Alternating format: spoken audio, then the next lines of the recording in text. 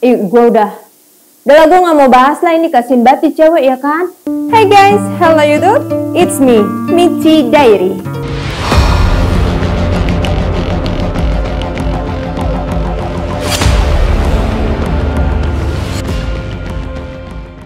Semoga hal-hal baik selalu menyertai kita semua ya. Di diary gue kali ini, gue akan ngebahas tentang kasus-kasus penculikan yang mengerikan sepanjang dunia. Ini tapi gue gak enak banget ya, syutingnya begini woy. Tolonglah, gimana ini? Pakai tali BH pula. Ini tolong mana bang masih pakai tali BH woy. Jadi sebelum gue bahas tentang kasus-kasus penculikan apa aja yang mengerikan sepanjang dunia ini, gue bakal ngejelasin dulu kalau penculikan itu adalah suatu kasus yang menahan korbannya untuk mendapatkan tujuan tertentu. Misalnya mendapatkan imbalan atau mungkin seks dari korbannya. Bahkan yang baru-baru ini adalah mendapatkan organ tubuh. Jadi kasus penculikan itu beragam banget motifnya di seluruh dunia. Ada yang sampai mengerikan dan yang sampai tidak enak didengar.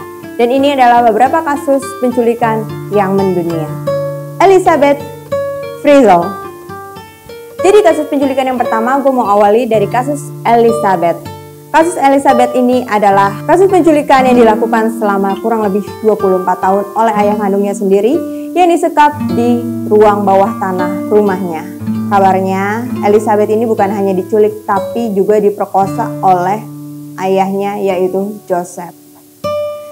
Jadi awal mulanya ibunya Elizabeth ini bikin laporan bahwa anaknya tuh hilang. Sampai akhirnya ibunya Elizabeth ini pernah bertanya ke suaminya yaitu si Joseph, bapaknya Elizabeth. Anak gue ini hilang, lu tahu nggak Elizabeth di mana? Bapaknya tuh sampai bilang kalau gue nggak tahu di mana Elizabeth kok bisa hilang.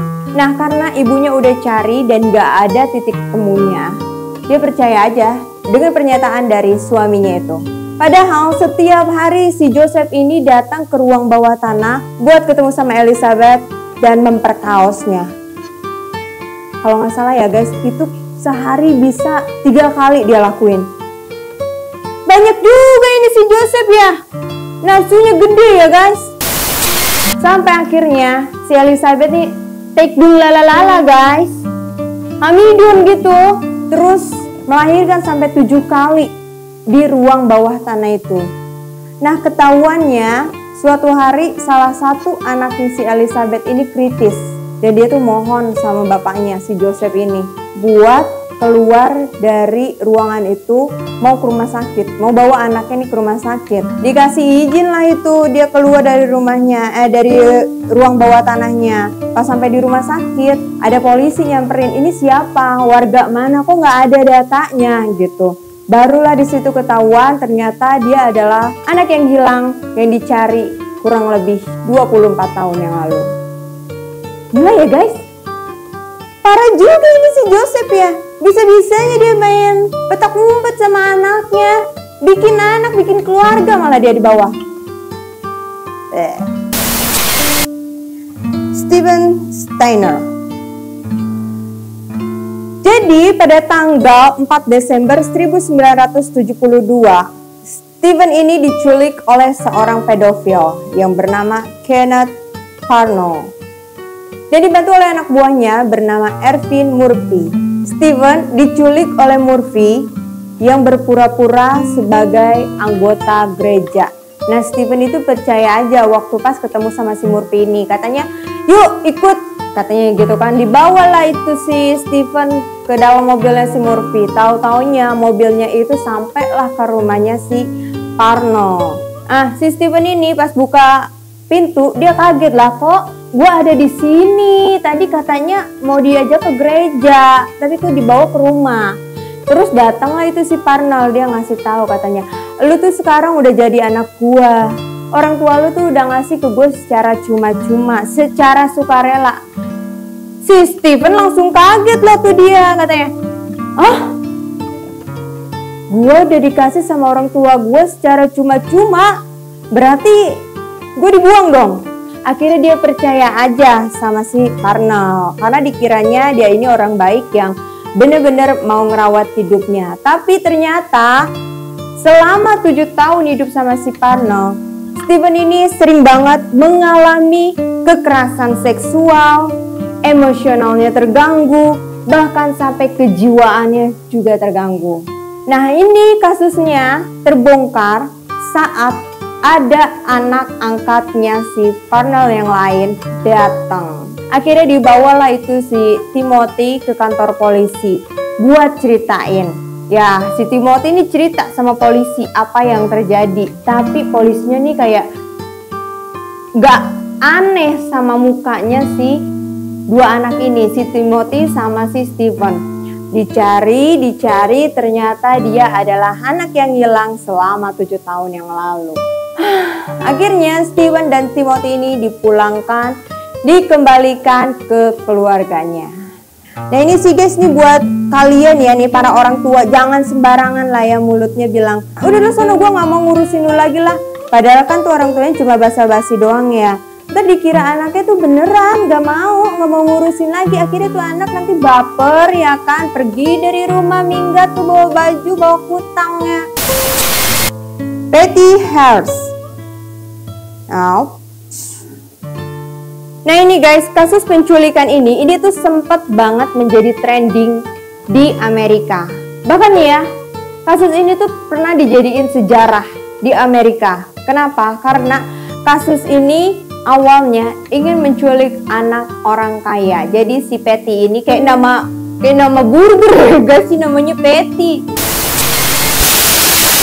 Jadi si Patty ini adalah anak orang kaya di Amerika dan kekayaannya tuh sudah diakui di nasional. Wow. Nah perempuan ini tuh diculik oleh segerombolan laki-laki dan wanita yang bersenjata, dan mereka itu masuk dalam organisasi Symbiosis Liberation Army atau disingkat sebagai SLA. Nah kabarnya organisasi ini tuh terkenal sangat membenci Amerika Serikat dan pengen banget buat ngancurin negara kapitalis. Nih jadi bener-bener kayak organisasi yang benci satu negara gitu guys. Awalnya sih penculik ini tuh pengennya minta tebusan aja sama bapaknya si Patty ini kan, karena dia kan anak orang kaya, mintanya tuh sampai ratusan juta dolar. Tapi yang tadinya dia minta duit ini malah berbalik. Selama kurang lebih 2 bulan, otaknya si Patty ini dicuci guys. Yang tadinya minta tebusan berubah jadi ikut-ikutan ngebobol sebuah bank. Dan sampai dia itu jadi kaki tangannya si organisasi ini. Hingga sampai akhirnya mereka ditangkap oleh FBI. Weh, FBI cuma ada di Indonesia. Akhirnya mereka ditangkap oleh FBI. Itu ya benar. Ditangkap oleh FBI dan ternyata pas dicek IQ-nya si Patty ini turun hingga 18 poin dan mengalami banyak banget tanda-tanda trauma. Dan akhirnya Presiden Jimmy Carter memutuskan untuk mengurangi masa tahanannya hanya menjadi 22 bulan saja. Lah lumayan. Junko Furuta. Ini kalau denger judulnya aja, ini tuh udah tahu kalian kasus ini tuh berasal dari Jepang. Jadi gadis ini tuh diculik pada tahun 1971.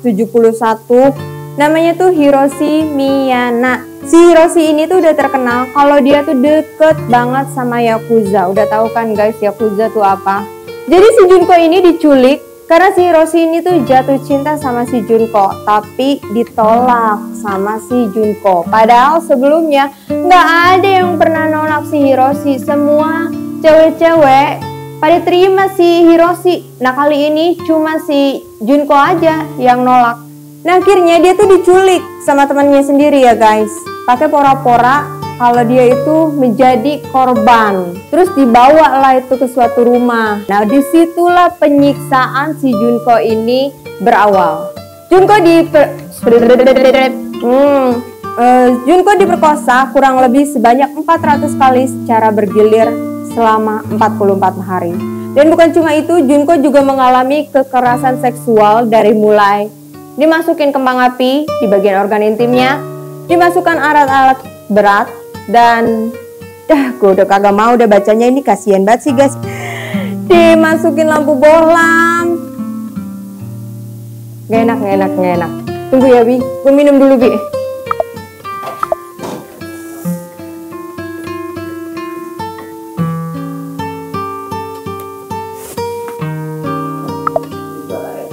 Jadi kurang lebih posisi gue udah bener.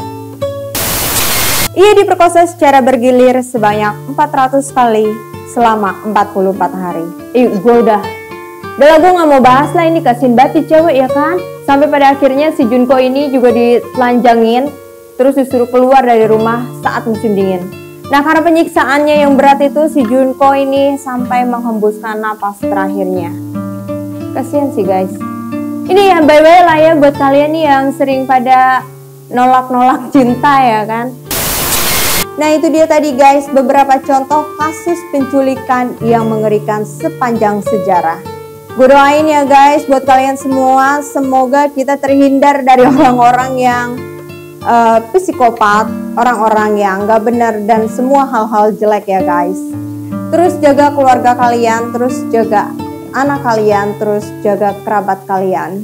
Jangan biarin mereka itu bermain dengan orang-orang yang kalian mungkin tidak kenal dan jangan sampai dititipkan ke orang-orang yang tidak bertanggung jawab. Nah guys, buat kalian yang punya kisah-kisah mengerikan yang ingin dibagikan dan didengarkan oleh pencinta misteri, kalian bisa langsung hubungi nomor telepon di bawah sini atau DM Instagram di sini atau bisa juga kirim email di sini. Oke guys, sampai di sini dulu diary gue. Sampai jumpa di diary gue yang lainnya. See you next.